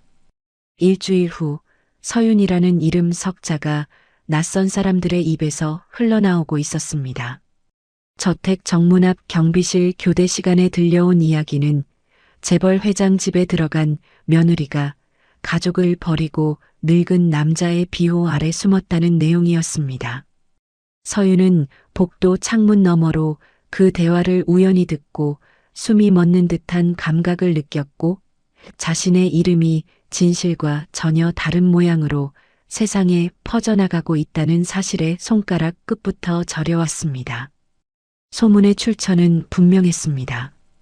응접실에서 쫓겨나다시피 돌아간 민철과 정자가 저택 밖에서 곧바로 방향을 바꿔 자신들이 피해자인 것처럼 주변에 말을 흘리기 시작한 겁니다.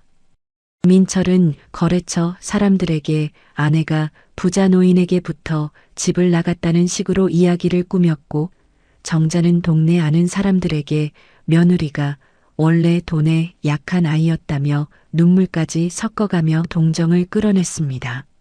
세라는 외부에서 흘러든 그 소문들을 가만히 모아두고 있다가 저녁 식사 자리에서 은근히 꺼내 놓았습니다. 세라는 젓가락을 내려놓고 태준의 얼굴을 조심스럽게 살피며 걱정하는 듯 부드럽지만 그 안에 날카로운 의도를 숨긴 목소리로 말했습니다. 아버님, 요즘 바깥에서 이상한 말들이 도는 것 같아서요. 혹시 집안 체면에 문제가 되지는 않을까 걱정됩니다. 세라는 말을 마친 뒤 시선을 접시 위로 떨어뜨렸지만 그 짧은 문장이 겨냥한 곳은 서윤의 존재 자체였습니다. 태주는 대답하지 않았습니다. 숟가락을 천천히 내려놓고 잠시 창밖을 바라보았을 뿐이었는데 그 침묵이 길어질수록 식탁에 앉은 가족들 사이에서는 서윤을 둘러싼 불편한 추측이 소리 없이 커져갔습니다. 누군가는 회장이 나이 들어 판단력이 흐려진 것 아니냐는 눈빛을 보냈고 누군가는 외부인 하나 때문에 집안이 시끄러워지는 상황 자체를 못마땅해 했습니다. 서윤은 그 공기를 정확히 느끼고 있었습니다.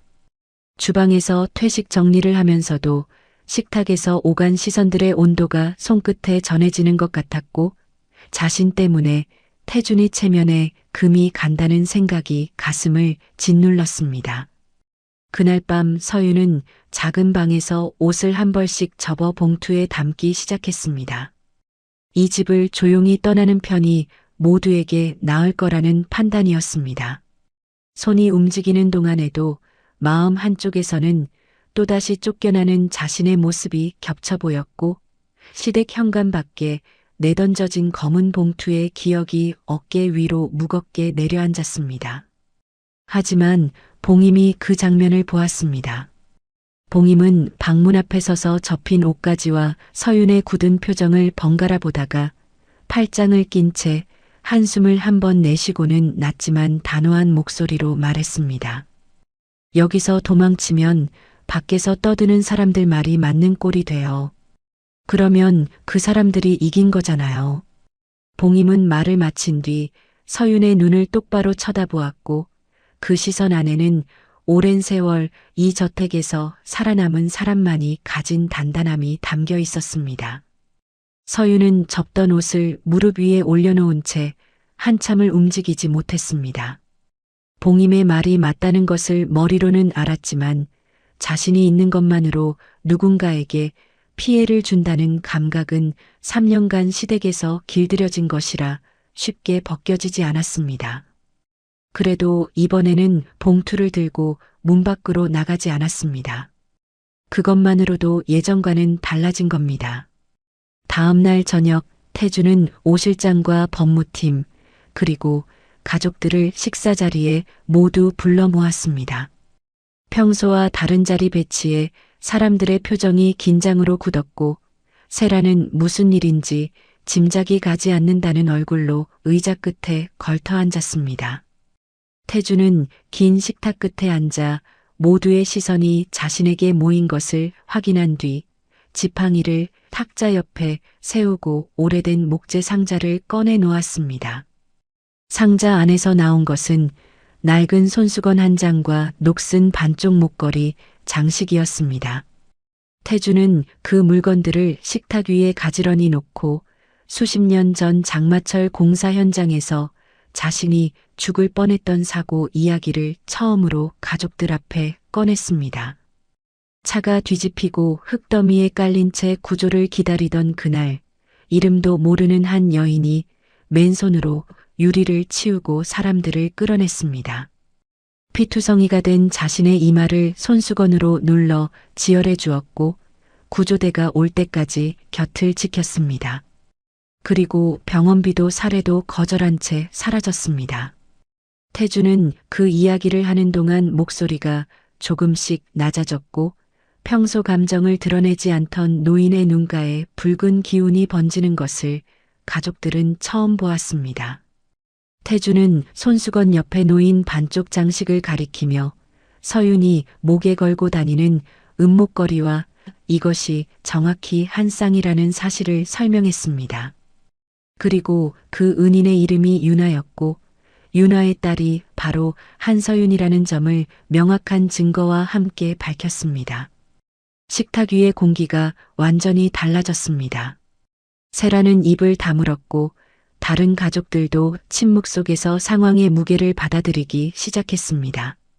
태주는 등을 곧게 세우고 식탁에 앉은 모든 사람을 천천히 둘러본 뒤 한 글자씩 힘을 실어 말했습니다. 한서윤 씨는 내 목숨을 구해준 사람의 딸이야. 누구든 앞으로 그 아이를 함부로 입에 올리는 사람은 나를 모욕하는 거로 알겠다.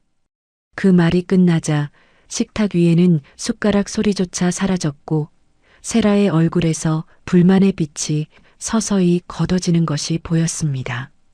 공개 선언 직후 오 실장은 이어서 민철과 정자의 불법 대출 개입, 명예 도용, 자금 유용 정황이 법적 절차에 따라 처리 중이라는 사실을 가족들에게 공유했습니다. 서윤이 가족을 버린 여자가 아니라 가족에게 조직적으로 이용당한 피해자라는 점이 객관적 자료로 다시 한번 확인되는 순간이었습니다. 저녁 자리가 끝난 뒤 저택 안의 공기는 눈에 띄게 바뀌었습니다. 적어도 겉으로는 누구도 서윤을 함부로 대하지 못했고 봉임과 직원 몇 명은 서윤에게 처음으로 이름 뒤에 시를 붙여 부르기 시작했습니다. 보이지 않던 벽이 한꺼번에 무너진 것은 아니었지만 금이 가기 시작한 것은 분명했습니다. 서윤은 그날 밤 작은 방 침대에 앉아 어머니 사진을 바라보았습니다.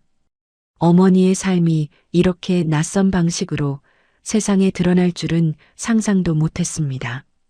가난한 시장 여인이 남긴 유일한 유품이 재벌가의 식탁 위에서 존중받는 장면은 서윤에게 안도와 함께 무거운 과제를 남겼습니다. 이제는 더 이상 누구의 명의도 누구의 희생양도 아닌 이름으로 살아야 한다는 사실이 그 어느 때보다 선명하게 다가왔거든요. 오 실장은 늦은 밤 태준에게 마지막 보고를 올렸습니다.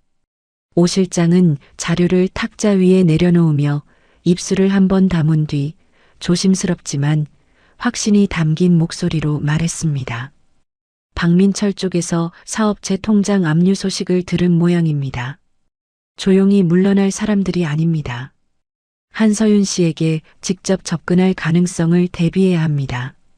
태주는 고개를 끄덕이며 더 이상 기다리지 말고 선제적으로 움직이라고 지시했습니다. 같은 시각 서윤은 어머니 사진 위에 손을 얹은 채 눈을 감고 있었습니다. 저택 안에서는 진실이 정리되고 있었지만 밖에서는 더 궁지에 몰린 사람들이 마지막 무리수를 준비하고 있다는 사실을 그녀는 아직 모르고 있었습니다. 태준이 가족 앞에서 진실을 공개한 뒤로 일주일이 흘렀습니다. 그 사이 민철의 업체 계좌 일부에 압류 절차가 들어갔고 거래처들이 하나둘 등을 돌리기 시작했습니다. 궁지에 몰린 민철이 마지막 수단으로 서윤에게 직접 접근하리라는 것은 오 실장도 예상하고 있었습니다. 그날 오후 정기 검진을 마치고 병원 로비를 나서는 순간 서윤의 코끝에 익숙한 냄새가 스쳤습니다. 값싼 면도 후 로션에 담배 연기가 섞인 그 냄새는 3년 동안 매일 아침 맡았던 남편의 채취였고 머리보다 몸이 먼저 알아챈 그 감각에 서윤의 다리가 한 박자 늦게 멈췄습니다. 고개를 돌리자 병원 건물 기둥 옆에 민철이 서 있었습니다. 민철은 예전과 달리 넥타이도 매지 않은 구겨진 셔츠 차림이었고 눈 밑에는 며칠째 제대로 자지 못한 사람 특유의 그늘이 짙게 내려앉아 있었습니다. 하지만 서윤에게 다가오는 걸음에는 아직도 자신이 이 상황을 통제할 수 있다고 믿는 사람의 태도가 남아 있었습니다. 민철은 양손을 주머니에 넣은 채 반보 정도 거리를 두고 멈춰서며 미안함을 가장한 낮은 목소리로 말했습니다. 여보, 나도 이렇게까지 될 줄은 몰랐어. 우리 둘이 조용히 정리하면 아직 늦지 않았잖아. 입꼬리를 살짝 올린 그 표정은 3년 전 처음 서류를 내밀 때와 놀라울 만큼 닮아 있었고 서윤은 그 익숙한 부드러움 뒤에 숨은 계산의 냄새를 이제는 정확히 구분할 수 있었습니다. 서윤은 대답하지 않았습니다. 입을 열면 예전처럼 알겠다는 말이 먼저 나올까봐 두려운 것이 아니라 이 사람에게 더 이상 건네줄 말 자체가 남아있지 않다는 사실을 깨달았기 때문입니다. 대신 반 걸음 뒤로 물러서며 병원 출입구 쪽으로 시선을 돌렸고 그 작은 움직임 하나에 민철의 표정이 미세하게 굳어졌습니다. 민철은 회유가 통하지 않는다는 것을 감지하자 목소리의 톤을 바꾸기 시작했습니다. 민철은 주머니에서 손을 빼 팔짱을 끼며 부드러움이 거치고 날카로운 기운이 올라온 목소리로 말했습니다. 그 집 회장이 뭘 해줬는지 모르겠지만 세상이 다 내 편일 거라고 착각하지 마. 나한테 불리한 말 계속하면 너도 편하지 않을 거야. 그의 눈빛에는 아내를 걱정하는 남편의 흔적은 전혀 없었고 오히려 자기 앞에서 벗어나려는 소유물을 다시 붙잡으려는 집착만이 차갑게 빛났습니다. 서윤의 심장이 빠르게 뛰기 시작했습니다.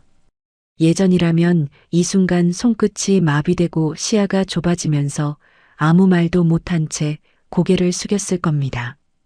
시어머니의 목소리와 채권자들의 고함이 겹쳐 들리던 그날의 현관 앞 공기가 순간적으로 되살아났고 무릎이 살짝 흔들리는 것을 느꼈습니다. 하지만 서윤은 무릎을 꺾지 않았습니다.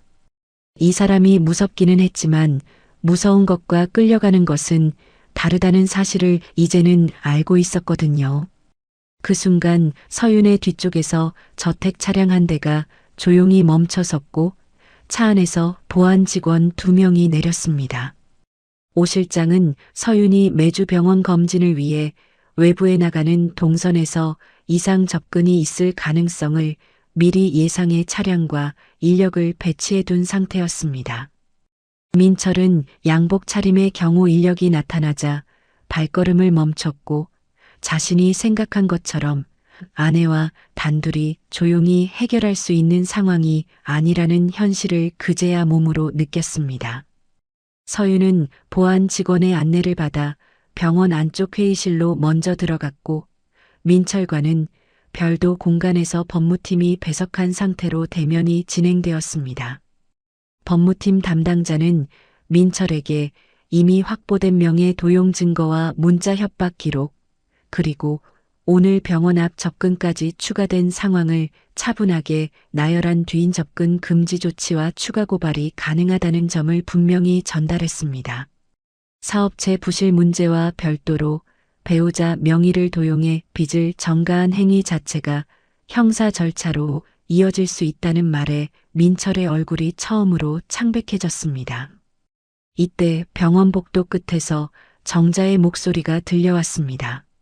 시어머니는 아들보다 한 발 늦게 도착해 회의실 앞까지 왔고 경비에게 막히자 복도에서 크게 소리를 질렀습니다. 정자는 두 손으로 가방 끈을 움켜쥔 채 눈물을 글썽이며 떨리는 목소리로 외쳤습니다. 며느리 하나 때문에 우리 집안이 이렇게 되는 거야? 서윤아, 네가 이러면 안 되는 거잖아. 그 울먹이는 연기는 예전이라면 서윤의 가슴을 짓누르기에 충분했을 겁니다. 시어머니가 울면 자기가 잘못한 것 같은 기분이 반사적으로 올라오던 시절이 있었으니까요. 하지만 서윤은 회의실 안에서 그 소리를 들으며 가슴이 조이는 대신 이상하리만큼 선명한 생각 하나가 떠올랐습니다. 저 눈물은 자신을 걱정하는 눈물이 아니라 상황이 불리해지자 꺼내든 마지막 도구라는 사실을 이제는 의심 없이 알고 있었습니다. 시어머니의 울음이 무기였다는 것을 인정하는 순간 3년 동안 서윤을 묶어두었던 죄책감의 고리가 조용히 끊어지는 감각이 왔습니다. 법무팀의 통보가 끝난 뒤 민철은 아무런 성과 없이 병원을 떠났고 정자는 복도에서 경비 직원에게 안내를 받아 바깥으로 나갔습니다. 두 사람이 사라진 뒤에도 서윤은 회의실 의자에 앉은 채 한참을 움직이지 못했습니다. 심장은 여전히 빠르게 뛰고 있었지만 예전처럼 공포에 잡아먹히는 느낌이 아니라 격한 운동을 끝낸 뒤의 떨림에 가까웠습니다. 잠시 뒤 태준에게서 연락을 받고 도착한 오 실장이 회의실 문을 열었고 서윤의 얼굴을 확인한 뒤 물 한 잔을 건네며 낮은 목소리로 말했습니다. 잘 버텼습니다. 이제 저쪽에서 더 이상 가까이 올 수 없게 법적으로 막아놓겠습니다. 오 실장은 말을 마치고 고개를 한번 끄덕였는데 그 짧은 인사 안에는 사무적인 보고 이상의 온기가 묻어 있었습니다. 저택으로 돌아오는 차 안에서 서윤은 창밖을 바라보며 방금 일어난 일을 천천히 되짚었습니다. 무서웠습니다. 하지만 도망치지 않았습니다. 누군가가 막아준 덕분이기도 했지만 그보다 더 큰 변화는 자신 안에서 일어나고 있었습니다. 자신이 무엇을 당했는지, 무엇을 더 이상 받아들이지 않을 것인지를 분명히 아는 상태로 그 자리에 서 있었다는 사실이 3년간의 침묵과 복종으로는 결코 도달할 수 없었던 자리에 자신을 데려다 놓았습니다. 저택에 도착한 뒤 태주는 서재에서 서윤을 잠시 불렀습니다. 태주는 지팡이를 옆에 세워두고 의자에 앉은 채 서윤의 얼굴을 조용히 살피더니 평소보다 조금 부드러워진 목소리로 말했습니다. 오늘 일을 두려움으로만 남기지 마세요. 다시 마주쳐도 끌려가지 않았다는 것, 그게 증거입니다. 태주는 말을 마치고 창밖으로 시선을 돌렸고 서윤은 그 짧은 문장이 위로가 아니라 확인이라는 것을 알았습니다. 자신이 서 있는 자리를 스스로 느끼게 해주는 방식이었습니다. 그날 밤 서윤은 작은 방에서 어머니 사진과 목걸이를 나란히 놓고 한참을 바라보았습니다. 어머니가 비 오는 날 낯선 사람을 구하고도 아무런 대가를 바라지 않았던 것처럼 자신도 지금까지 살아남은 것 자체가 어머니에게서 물려받은 버팀의 연장선일 수 있다는 생각에 처음으로 무겁지 않게 다가왔습니다. 그 감정은 더 이상 피해자의 서러움이 아니라 삶을 되찾겠다는 의지의 첫 번째 형태였습니다. 같은 시각 태주는 서재에서 오 실장에게 법적 절차를 끝까지 진행하되 서윤이 앞으로 어떤 삶을 선택하든 경제적으로 스스로 설 수 있는 현실적인 방안을 함께 준비하라고 지시했습니다. 반찬가게 운영 경험과 조리 능력, 오래 가까운 생활력을 고려해 그녀에게 맞는 출발점을 조용히 검토하기 시작한 겁니다. 이때까지만 해도 서윤은 자신의 손으로 다시 가게 문을 열게 될 줄은 알지 못했습니다. 병원 앞에 마지막 대면은 민철과 정자에게는 더 이상 며느리를 건드릴 수 없다는 최종 경고가 되었고 서윤에게는 과거가 여전히 무섭더라도 이제는 끌려가지 않을 수 있다는 첫 번째 실전 증명이 되었습니다. 그리고 저택 안 작은 방 침대 위에 놓인 어머니의 은목걸이는 그날 밤 이전보다 조금 더 밝은 빛을 품고 있는 것처럼 보였습니다. 한 달 사이에 많은 것이 바뀌었습니다. 민철의 업체는 거래처들이 줄줄이 등을 돌리고 세무조사까지 겹치면서 사실상 문을 닫았고 서윤 명의로 만들어진 대출과 보증은 법무팀이 한 건씩 정리하는 중이었습니다. 형사 고발도 이미 접수된 상태였습니다. 정자는 동네에서 며느리를 이용하다 버린 시어머니라는 소문이 퍼지면서 대문 밖 출입조차 줄였습니다. 서윤을 현관 밖으로 내던지던 사람들이 결국 자기들이 만든 문제 속에 갇혀버린 것입니다. 저택 안의 분위기도 달라져 있었습니다. 태준이 가족들 앞에서 윤아의 존재와 서윤의 정체를 밝힌 뒤로 적어도 겉으로는 누구도 서윤을 함부로 대하지 못했습니다. 세라는 속마음을 완전히 거두지 못했지만 공개적으로 깎아내린 근거를 잃었고 봉임과 직원들은 서윤에게 존칭을 섞어 부르기 시작했습니다. 하지만 서윤은 그 울타리 안에 계속 머무를 생각이 없었습니다. 태준이 여러 방식으로 저택에서 편히 지내도 된다는 뜻을 내비쳤지만 서윤은 남은 삶을 누군가의 은혜 안에서만 보내고 싶지 않았거든요. 어머니 윤아는 사람을 구하고도 이름을 남기지 않았고 사례를 거절한 채 스스로 번 돈으로 딸을 키웠습니다. 서윤은 그 방식을 물려받고 싶었습니다. 어느 오후 서윤은 서재 문 앞에서 한참을 망설이다 조심스럽게 문을 두드렸습니다. 태준이 안으로 들어오라고 하자 서윤은 문턱을 넘으며 두 손을 앞치마 위에 가지런히 모았습니다. 입술이 바짝 말라 있었고 목소리가 나오기까지 몇 초가 걸렸습니다. 회장님, 저 이 집을 나가서 제 힘으로 살아보고 싶습니다. 태주는 서류를 내려놓고 서윤의 얼굴을 한참 바라보았습니다. 놀란 기색이 스쳤지만 곧 눈빛이 깊어졌습니다. 수십 년 전 병원에서 사례를 거절하며 돌아선 윤아의 뒷모습이 지금 딸의 표정 위에 겹쳐지는 것 같았습니다. 태주는 지팡이를 천천히 세우며 낮고 느린 목소리로 대답했습니다. 혼자 설 수 있게 기회는 만들어주겠지만 앞에 나서지는 않겠소. 그게 어머니가 원했을 방식일 거요. 서윤은 고개를 깊이 숙였습니다. 목 안쪽이 뜨거워졌지만 울지 않았습니다. 이 사람 앞에서 울면 떠나겠다는 결심이 흔들릴 것 같았거든요. 그날부터 오 실장과 봉임은 서윤의 반찬가게 경력과 조리 경험을 바탕으로 운영 계획을 검토하기 시작했습니다. 봉임이 장비 목록과 재료 원가를 함께 계산해 주면서 막연한 꿈이 조금씩 구체적인 숫자로 바뀌어 갔고, 태주는 가게에 자기 이름을 올리지 않되 보증과 장비처럼 혼자서는 넘기 어려운 부분만 뒤에서 조용히 채워주었습니다. 가게 후보지를 처음 보러 간 날, 서윤은 봉임과 함께 좁은 골목 안쪽 작은 점포 앞에 섰습니다. 유리문에 먼지가 끼어 있었고 조리대 위에는 전 임대인이 남긴 기름 얼룩이 군데군데 묻어 있었습니다. 봉임은 둥근 얼굴에 기대와 걱정을 반씩 띄운 채 환풍기를 올려다보며 고개를 끄덕였습니다. 목소리가 평소보다 살짝 높았습니다. 서윤 씨, 여기 환풍기 자리가 딱이에요. 반찬 냄새가 골목까지 퍼지면 그게 제일 좋은 간판이거든요. 서윤은 빈 조리대에 손을 올려보았습니다.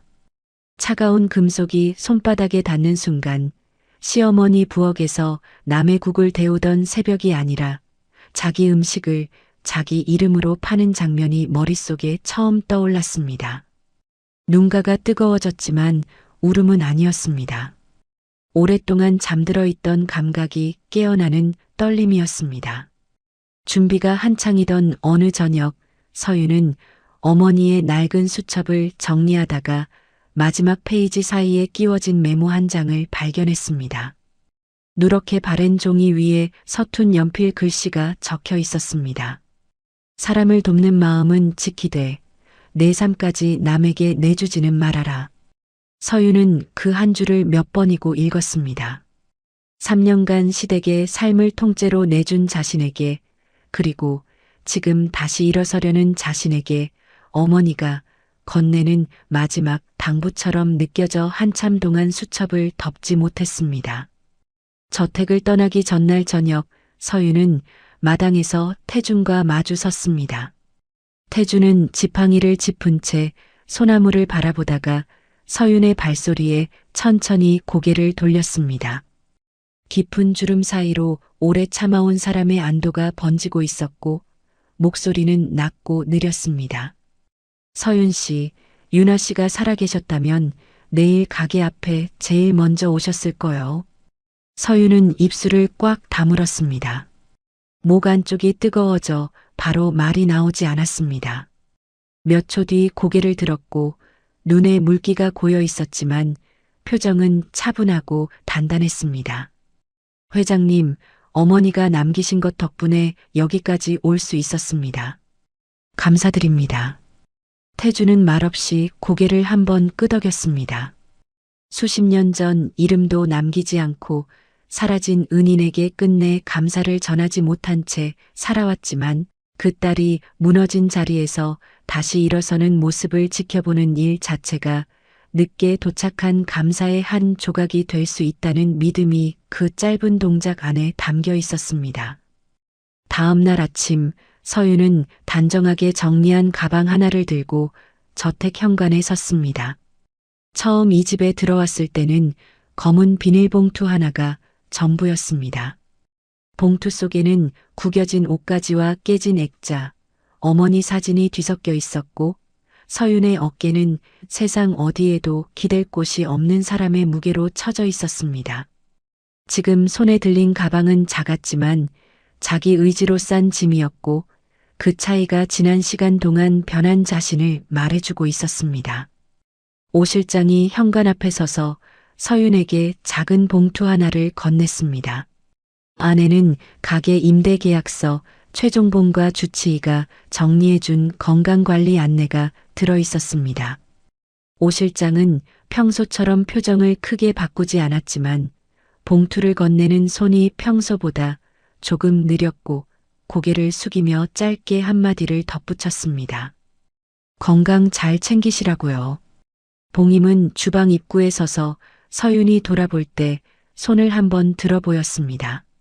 말은 하지 않았지만 눈이 붉었습니다. 복도를 지나 현관 쪽으로 걸어가는데 모퉁이에서 세라와 마주쳤습니다.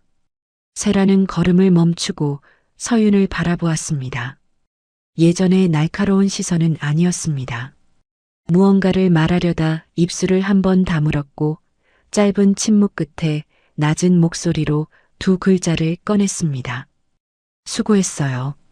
서윤은 살짝 놀란 채 고개를 숙여 인사했습니다. 완전한 화해는 아니었지만 그 짧은 한마디 안에 최소한의 인정이 스쳐 지나갔습니다. 철문이 열리고 서윤이 밖으로 나서는 동안 서재 창가에서 태준이 내려다보고 있었습니다.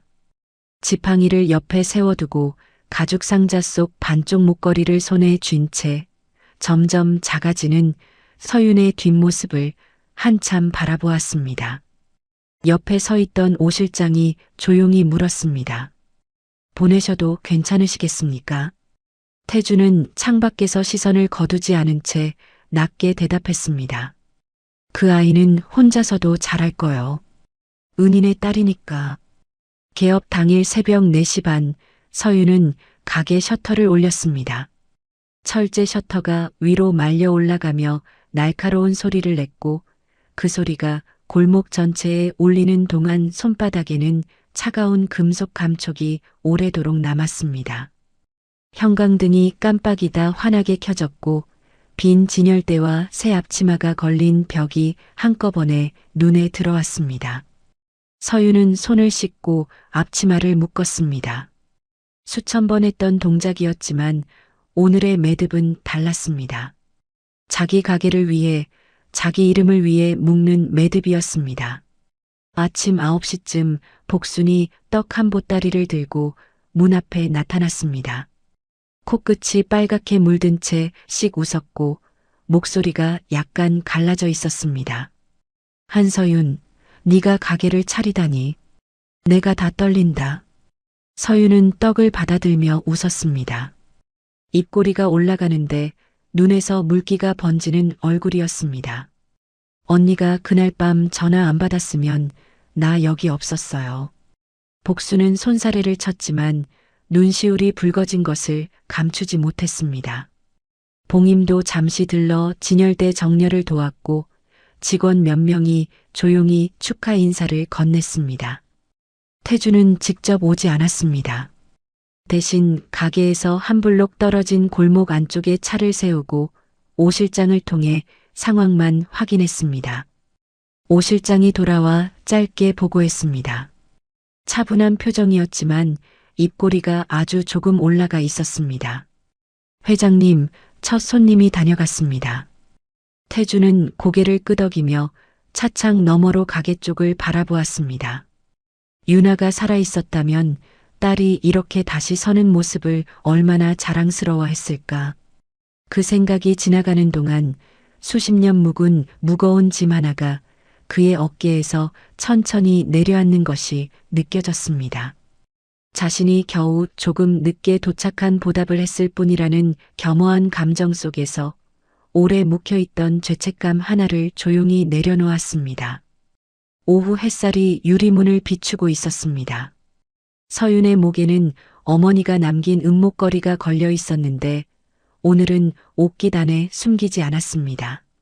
작은 장식이 햇빛을 받아 반짝였고 그것은 불행의 흔적이 아니라 버텨낸 사람의 증표처럼 보였습니다. 저녁이 되어 서윤은 셔터를 반쯤 내리고 판매량을 정리했습니다. 남은 용기를 하나씩 닦으며 시어머니 부엌에서 찬밥을 서서 먹던 새벽과 지금 이 순간의 거리를 가만히 헤아렸습니다. 온몸이 피곤했지만 그것은 누군가에게 소모당한 피로가 아니라 스스로 세운 하루를 마감하는 사람의 건강한 피곤함이었습니다. 서윤은 문을 잠그기 전 선반 위 어머니 사진 앞에 멈춰 섰습니다. 사진 속 유나는 젊은 얼굴로 웃고 있었습니다. 서윤은 떨리지 않는 목소리로 말했습니다. 엄마, 나 오늘 내 이름으로 가게 열었어요. 서윤은 불을 끄고 문을 잠갔습니다. 열쇠가 자물쇠 안에서 돌아가는 소리가 골목에 작게 울렸습니다. 봄바람이 불어왔고 목걸이 장식이 옷깃 위에서 가볍게 흔들렸습니다. 서윤은 더 이상 자신을 불쌍한 사람으로만 기억하지 않기로 했습니다. 어머니의 삶과 자신의 상처가 누군가의 은혜로 봉합된 것이 아니라 결국 자기 발로 다시 일어선 시간으로 이어졌음을 조용히 받아들였습니다. 그렇게 한서윤의 이야기는 재벌가 저택의 식모로 발견된 불쌍한 며느리에서 끝나지 않았습니다. 과거 누군가의 목숨을 살린 선한 삶의 유산을 이어받아 끝내 자기 이름과 자기 손으로 삶을 다시 세운 한 사람의 기록으로 마침표를 찍게 되었습니다. 서윤이 걸어온 길은 험했지만 결국 그녀를 살린 것은 거창한 무언가가 아니었습니다. 비 오는 밤에 이름도 남기지 않고 사람을 구한 어머니의 조용한 선해, 그것이 수십 년이 지나 딸의 무너진 삶 위에 다시 내려앉은 것뿐이었습니다. 좋은 일은 사라지지 않고 언젠가 돌아옵니다. 그 믿음이 오늘 힘든 하루를 보내고 계신 분들께 작은 위로가 되었으면 좋겠습니다. 구독과 좋아요로 응원해 주시면 더 좋은 이야기로 찾아뵙겠습니다.